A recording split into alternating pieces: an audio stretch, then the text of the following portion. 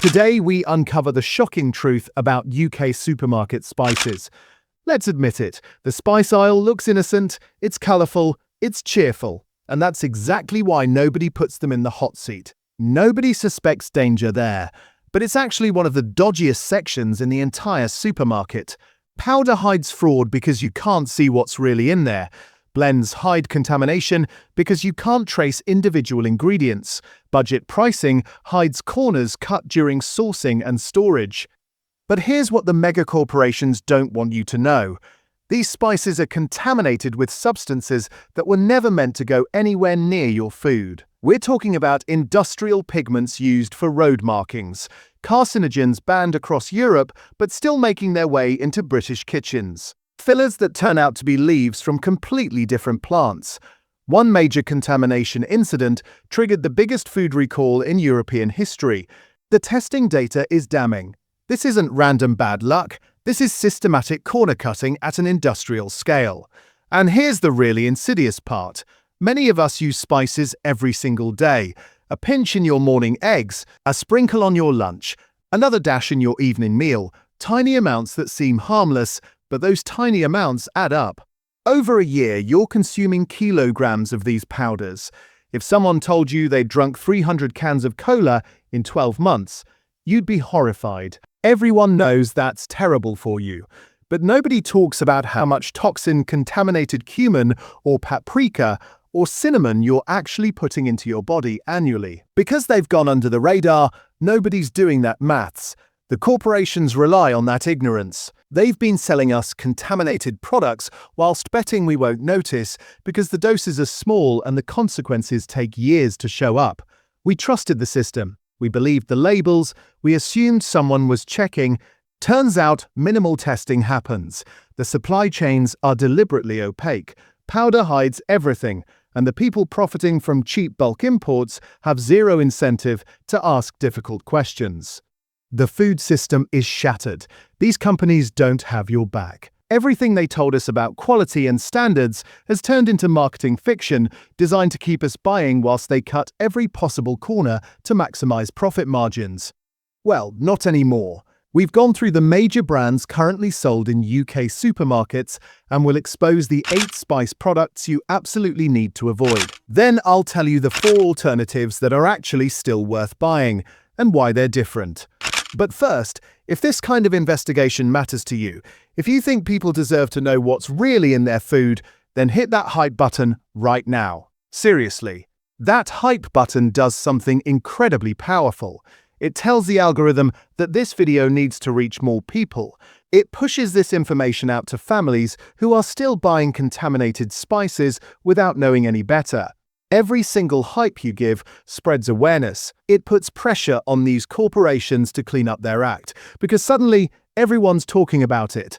Suddenly they can't hide anymore. That hype button isn't just engagement, it's activism. It's you saying, I'm not accepting this anymore, and I want others to know the truth too. So hit hype, hit like. Join the movement to force higher standards, because when enough people know, companies have to respond. They have to change. Now let's get into it. Number 8. Pre-ground black pepper, the universal spice with universal corner cutting. Black pepper is on every dinner table in Britain. It's probably the most widely used spice in Western cuisine. You used it today, you'll use it again tomorrow. You use it without thinking, because it's just pepper. Everyone has pepper. But here's what you don't know. The EU Joint Research Centre found that 17% of black pepper samples showed signs of authenticity concerns. 17%. That's nearly 1 in 5.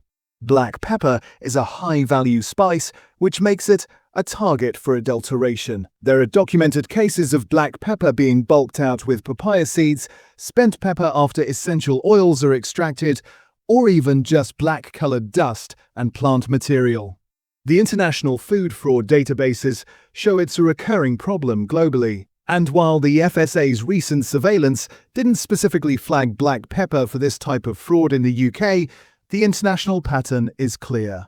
The black pepper in your Tesco value range, your Schwartz pepper mill from Sainsbury's, your restaurant-size bag from Costco, all of it comes from global supply chains with documented contamination issues.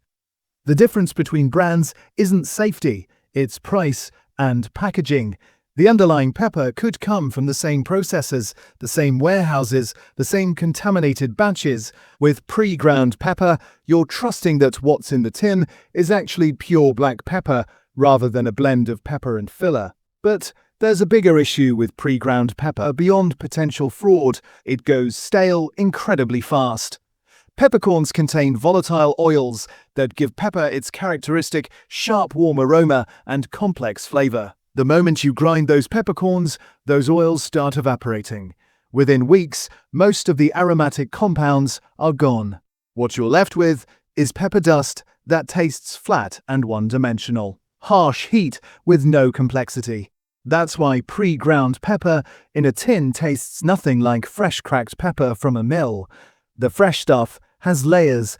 The pre-ground stuff tastes like black dust, and because it tastes weak, you use more of it. More of that stale, potentially adulterated powder going into your food, into your body, meal after meal, year after year.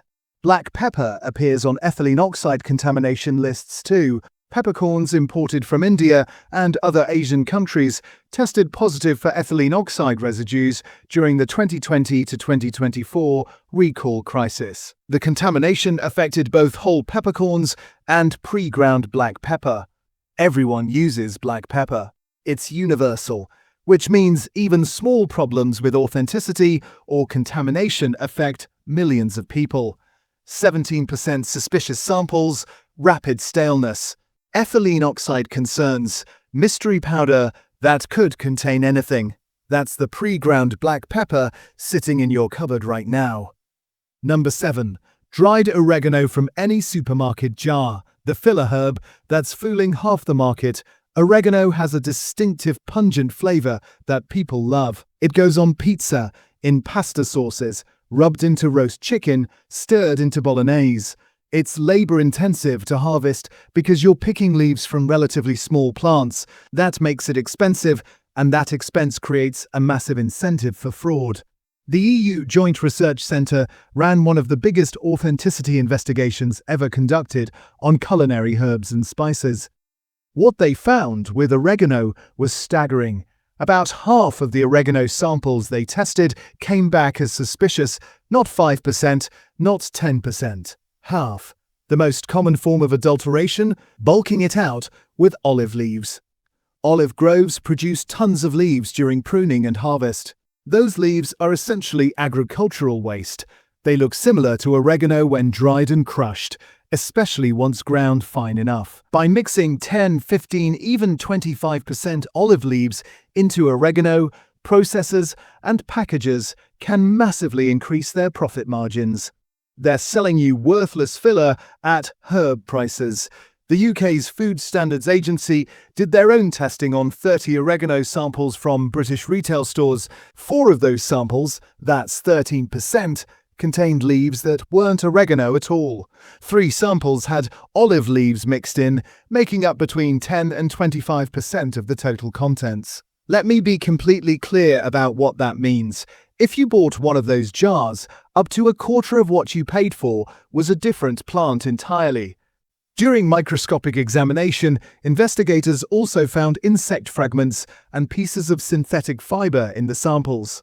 One oregano sample had so much foreign material and such abnormal sensory characteristics that it was ruled non-compliant under the Food Safety Act 1990. That's the legal terminology for this, isn't what it claims to be. But here's where oregano gets genuinely dangerous. One sample tested by the FSA had high levels of a toxic heavy metal. There's no specific UK legal limit for this particular contaminant in dried oregano, which is itself a regulatory failure. But high levels of a neurotoxin in something you're sprinkling on your pizza, stirring into your pasta sauce, rubbing onto your roast chicken, that's accumulating in your body with every meal. The contamination exists across the supply chain, not just in one brand or one price point. Budget options from Tesco, Sainsbury's, Asda, Morrison's, potentially ethnic brands like East End or Raja. Even premium options aren't immune because they're often sourcing from the same international bulk suppliers. Why does this fraud happen? Follow the money. Oregano commands premium prices. Olive leaves cost nothing. Unless someone specifically tests for authenticity using microscopy, taking samples, examining them under magnification, identifying plant structures, and comparing them to reference standards, no one catches it. Your local trading standards office isn't routinely testing the Schwartz oregano at Tesco. The FSA does periodic surveillance, which is how we know this fraud exists. But periodic surveillance isn't comprehensive protection.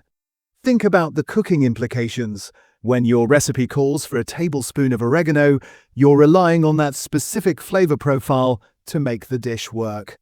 If what's in the jar is only 75 to 85% oregano, diluted with olive leaves that taste completely different, your food suffers. You add more, trying to hit the right flavor, which means you're consuming more of whatever else is in there, including potentially that heavy metal contamination. Half of oregano samples are suspicious. You can't tell by looking, you can't tell by smelling. Only laboratory testing reveals the truth. Number 6. Ground nutmeg, the mycotoxin contamination no one's talking about. Between 2023 and 2024, the Food Standards Agency laboratories tested 89 samples of nutmeg, turmeric, and oregano for mycotoxins. The result, 9% had levels above regulatory limits. Here's the critical detail buried in that surveillance report. The contamination was mainly concentrated in ground nutmeg.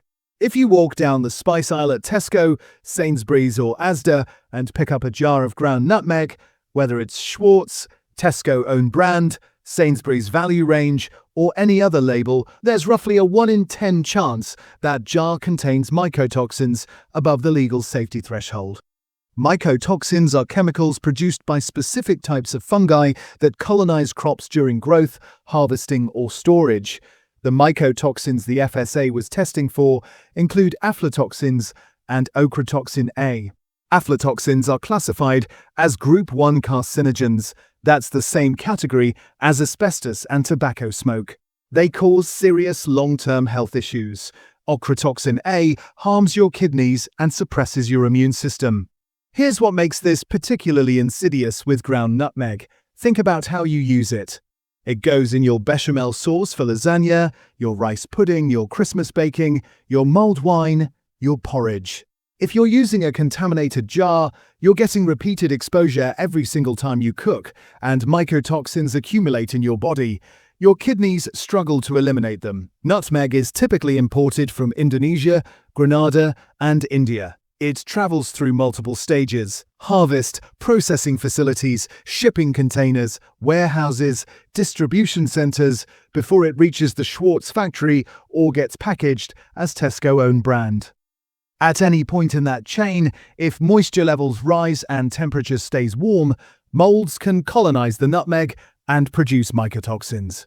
You cannot see mycotoxins, you cannot smell them. Your jar of Schwartz ground nutmeg looks identical whether it contains 0.1 parts per billion or 10 parts per billion of aflatoxins. The only way to know is through laboratory testing using equipment that costs tens of thousands of pounds and requires trained analysts to operate. Which specific brands tested positive? The FSA doesn't name individual brands in their public surveillance reports.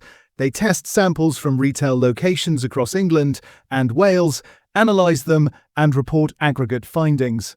What that means for you is you don't know if the specific jar you bought last week was one of the 9% that exceeded limits or one of the 91% that passed. You're playing odds every time you reach for ground nutmeg. Before you think switching to organic solves this, stop right there.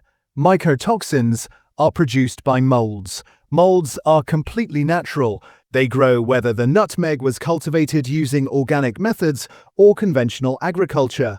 But organic ground nutmeg faces exactly the same mycotoxin risk as Tesco value ground nutmeg. The only thing that matters is whether that specific batch was contaminated during its journey from tree to jar. 9% contamination rate with cancer-causing compounds. No way to verify your jar is safe. That's ground nutmeg in UK supermarkets right now. Number 5. Curry powder and seasoning mix blends. The contamination multiplier that hides everything. Curry powder isn't a single spice. It's a blend that typically contains turmeric, coriander, cumin, fenugreek, ginger, and various other spices, depending on the formulation. That makes it a contamination multiplier. If any of the component spices are contaminated, the curry powder inherits that contamination. During the ethylene oxide crisis, curry powder appeared repeatedly on recall lists because it often contains both contaminated turmeric and contaminated coriander. The Food Standards Agency documented curry powder from multiple suppliers testing positive for ethylene oxide above legal limits. Think about the maths. If turmeric has a 10% chance of ethylene oxide contamination and coriander has a 10% chance and ginger has a 10% chance, your curry powder, which contains all three, has a cumulative risk significantly higher than any single component. You're not just rolling the dice once, you're rolling it multiple times with every jar.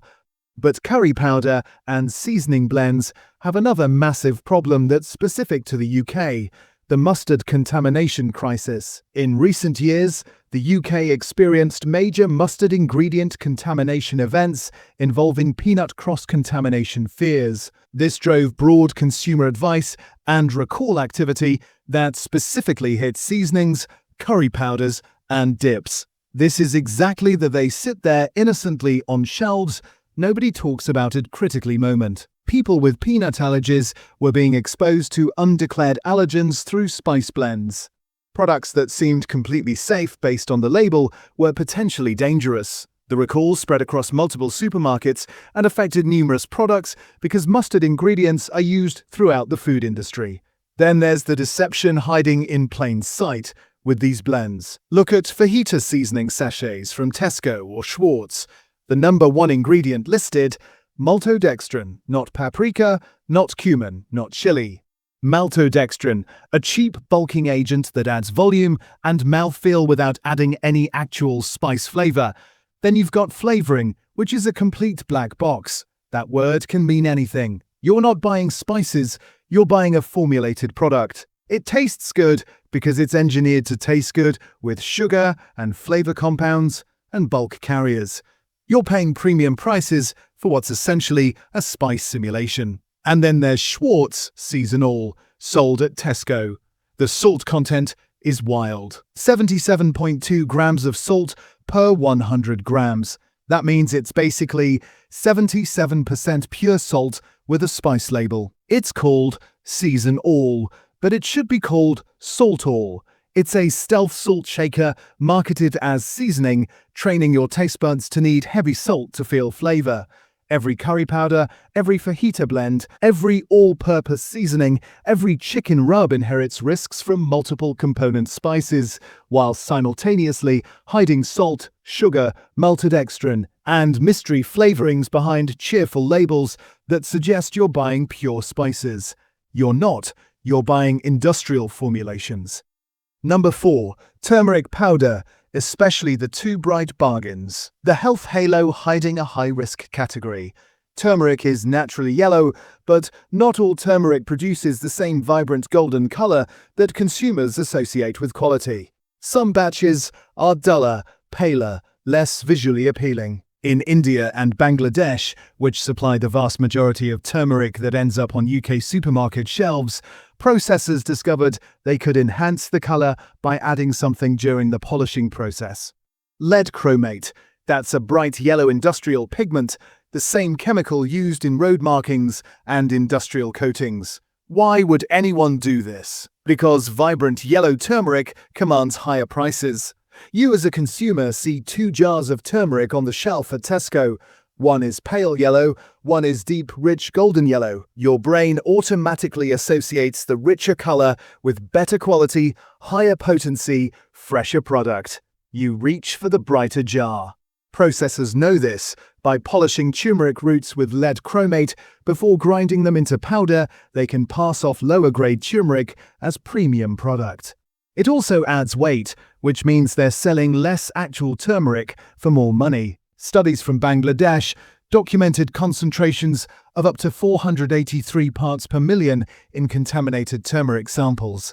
That's nearly 200 times higher than the legal limit. Harvard researchers, Stanford scientists, multiple international investigations have all confirmed that lead chromate adulteration of turmeric is an ongoing problem in major spice exporting nations. Now, here's the important context for the UK specifically. UK testing hasn't found widespread ridiculous levels of contamination in turmeric currently on British shelves. Recent UK commissioned surveys found concerning substances generally low, with only rare exceedances versus newer EU limits, depending on sample and limit referenced.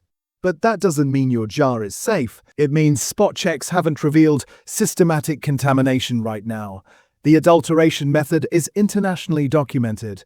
The incentive structure still exists. Bright yellow sells better than pale yellow. And you cannot verify your jar by looking at it. This is a known method globally. UK authorities do monitoring, but you're still buying a category that's vulnerable to this exact type of fraud in the supply chain before it ever reaches British shores. And here's why this should particularly concern you. People use turmeric specifically for health benefits, antioxidant effects. It's marketed as a superfood ingredient. Health-conscious shoppers buy it for golden milk lattes, smoothies, daily curries. They're using it every single day, believing they're doing something good for their bodies. If that daily turmeric habit involves a contaminated batch, even at lower levels than the worst international cases, you're getting cumulative exposure.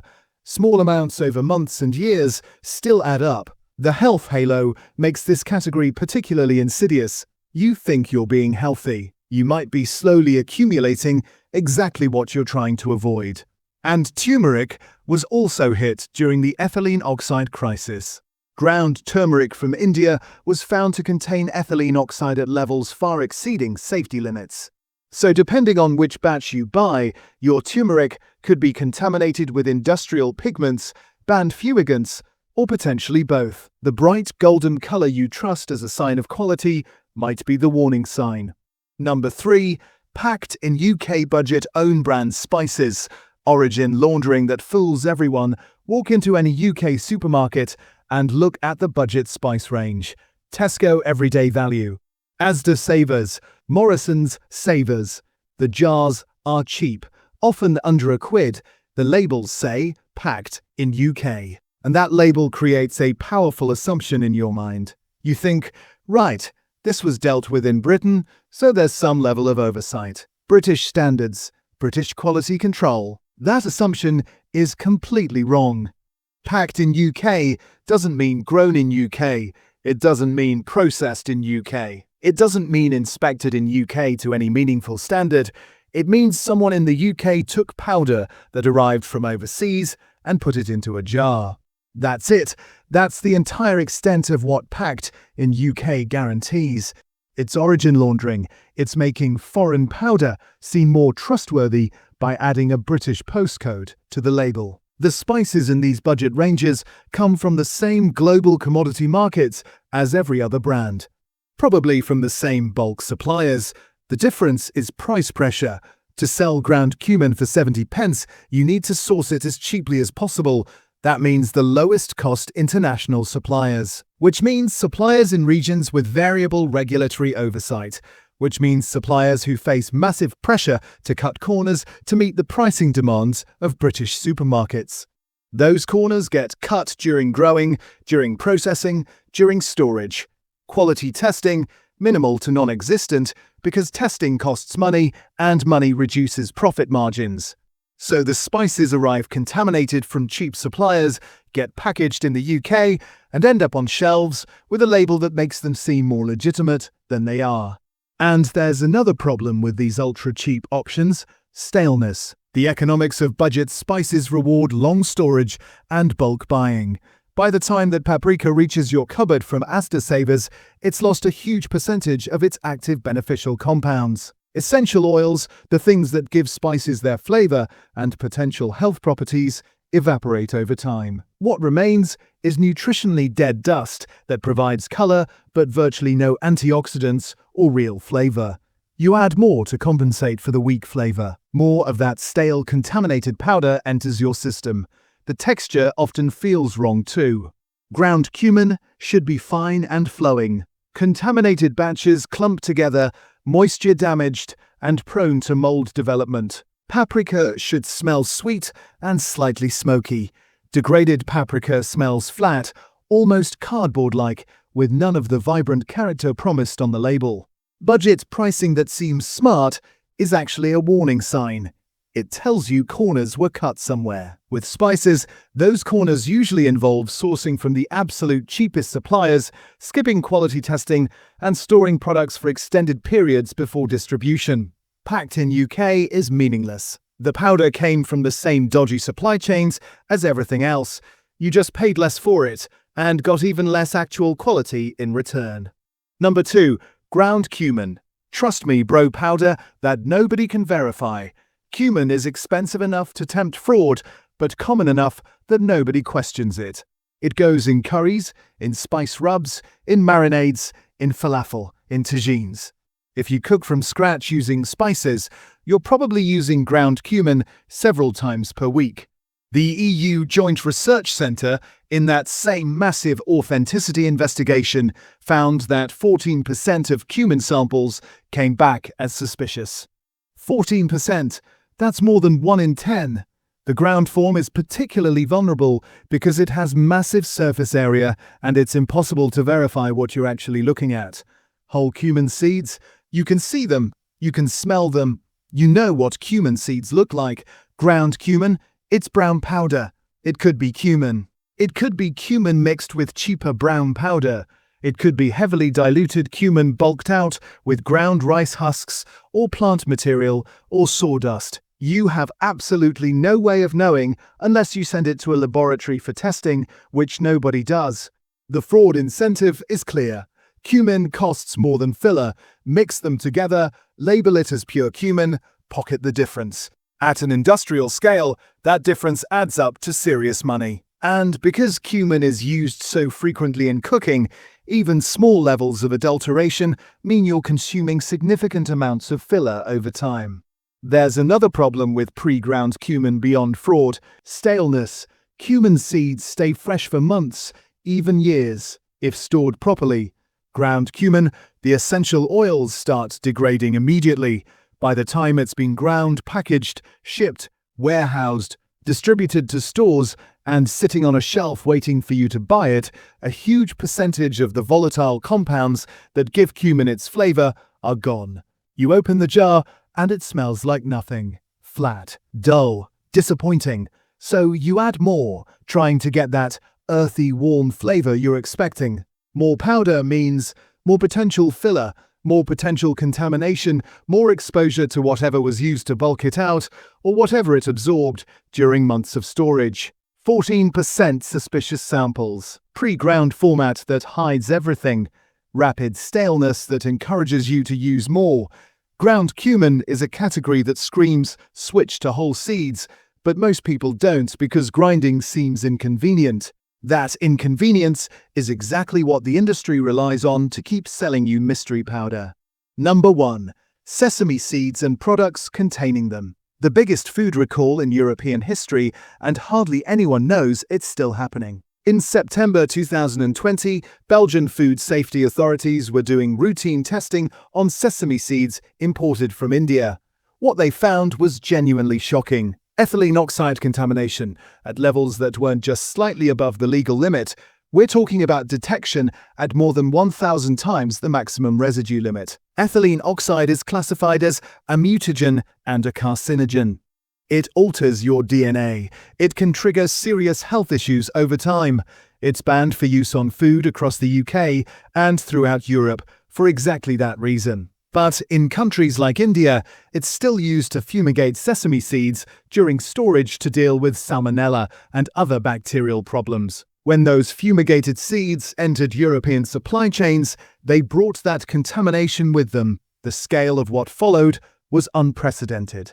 But here's the part that should genuinely concern you. According to the EU's Rapid Alert System for Food and Feed, ethylene oxide recalls are still being recorded in 2024. This isn't historical contamination that got cleaned up and sorted. This is ongoing. The checking system at borders catches some contaminated batches, but experts warn it may only intercept a fraction of what's actually being traded worldwide. More recently, Hong Kong and Singapore took regulatory action on Indian spice blends over ethylene oxide contamination. The UK introduced extra control measures relating to Indian spice imports. The pattern is clear. When you pick up sesame seeds from any UK supermarket, whether it's a premium brand or a budget option, you're trusting that particular batch made it through the testing gauntlet without contamination. But with recalls still happening 4 years into this crisis, that trust might not be justified. So how do you find the good stuff? How do you avoid all these risks without giving up on flavor in your food? The answer is simpler than you think. First, whole peppercorns in a grinder. This solves the 17% fraud problem immediately, because whole peppercorns are much harder to adulterate. You can see what you're buying, you can inspect them, and the flavor difference is genuinely shocking if you've only ever used pre-ground. Fresh cracked pepper from a mill has this incredible aromatic intensity, layers of flavor, sharp heat balanced with floral and woody notes. It transforms food in a way that stale pepper dust never can. You'll use less because the flavor is so much stronger, which means less exposure to any potential contaminants and less money spent over time because you're not constantly buying tins of dead powder. Whole peppercorns in a refillable grinder. That's your first swap. Second, whole cumin and coriander seeds that you toast and grind yourself. Yes, this takes an extra 2 minutes, but those 2 minutes give you complete control. You can see the seeds, you can smell them. If they look wrong or smell wrong, you know immediately. Toast them in a dry pan for 30 seconds until fragrant, then grind them in a spice grinder or pestle and mortar. The flavor is incomparable to pre-ground. Toasting releases oils that pre-ground cumin lost months ago in a warehouse. You get this incredible earthy warmth that makes your curries taste like restaurant-quality food. Plus, whole seeds stay fresh for years if stored properly, so you're not constantly replacing stale jars. You've solved the 14% fraud problem with cumin, and you've massively upgraded your cooking at the same time. Third, whole nutmeg that you grate yourself. One whole nutmeg lasts months. You grate it fresh when you need it, using a microplane or a dedicated nutmeg grater. This completely sidesteps the 9% mycotoxin contamination rate, because whole nutmeg is much less vulnerable to mold growth than pre-ground powder stored in humid conditions. And the flavor? It's not even close. Fresh grated nutmeg is sweet and warm and complex. Pre-ground nutmeg from a jar tastes like brown dust. You'll never go back once you've tried fresh. Plus, you can visually inspect whole nutmeg. If it looks moldy or damaged, you don't buy it. With powder, you have no idea what's in there. Fourth, Steenberg's Organic. If you want the convenience of pre-ground spices without the fraud and contamination risks, this is your brand. Steenberg's is a Yorkshire-based family company that publicly posts heavy metal testing results on their website. They provide full supply chain transparency. Every batch gets third-party laboratory testing for heavy metals, pesticides, and microbial contamination. They list the actual origin of their spices, not just packed in UK nonsense. You know where your cinnamon came from. You know which farm grew your cardamom. You can trace it back. And they publish the testing certificates, so you're not taking anyone's word for it. You're seeing the data. Yes, Steenberg's costs more than Tesco everyday value. A jar might be 3 or 4 quid instead of 1 quid. But that extra money funds actual testing, ethical sourcing, and transparent supply chains. You're paying for verification, not just powder. You're paying for someone to actually check that what's in the jar is pure, safe, and genuine. That's what testing costs. That's what traceability costs. Budget brands skip all of that to hit their price point. Steenberg's doesn't. If you need the convenience of ground spices and you want to be absolutely certain you're not consuming contaminated powder, Steenberg's is worth every penny. So here's what you do right now. Hit that hype button if you haven't already. Share this video, get this information out there. The more people who know, the more pressure there is on these companies to clean up their supply chains. That hype button matters. Use it, then leave a comment telling me which food product you want us to investigate next. What else is sitting innocently on supermarket shelves whilst hiding contamination or fraud that nobody's talking about? Drop your suggestions below. And if you want more investigations like this, subscribe. We're going after every category where corporations think they can get away with selling substandard products to British families. They can't. Not anymore. Until next time, check those labels, buy whole when you can, and protect your plate.